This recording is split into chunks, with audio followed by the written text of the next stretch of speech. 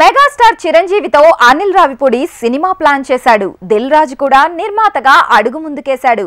Cut చేస్తే ఇప్పుడు ఆ ప్రాజెక్ట్ విక్టరీ వెంకటేష్ చేతికి చిక్కిందట. అనిల్ రావిపూడి మేకింగ్ లో హ్యాట్రిక్ కిక్ ఇచ్చేందుకు వెంకీ రెడీ అయ్యాడట.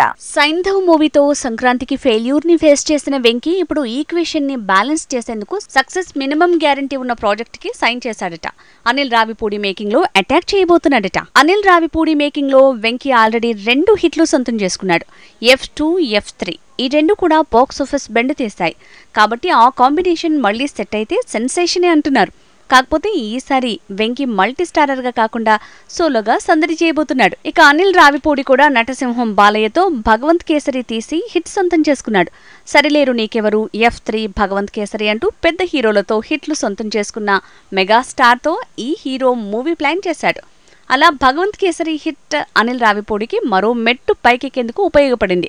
కానీ చివర్లో సీన్ మారినట్టుంది. మెగాస్టార్ తో జై చిరంజీవి లాంటి మూవీ ప్లాన్ చేసిన అనిల్ రావిపూడి ప్రయత్నం బానే సక్సెస్ అయినా చివరి నిమిషంలో చిరు విశ్వంభరతో పాటు మరో ప్రాజెక్టు వల్ల అనిల్ రావిపూడి ప్రాజెక్టుని హోల్డ్లో పెట్టాడట.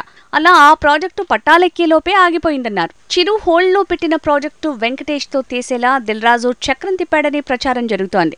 ఏదేమైనా అనిల్ రావిపూడి మేకింగ్ లో వెంకీ సినిమా ఆల్మోస్ట్ కన్ఫర్మ్ అయినట్టే ఉంది. F2, F3 2 కూడా కామెడీ ఫ్లేవర్ తో వచ్చిన ఫ్యామిలీ డ్రామాలు.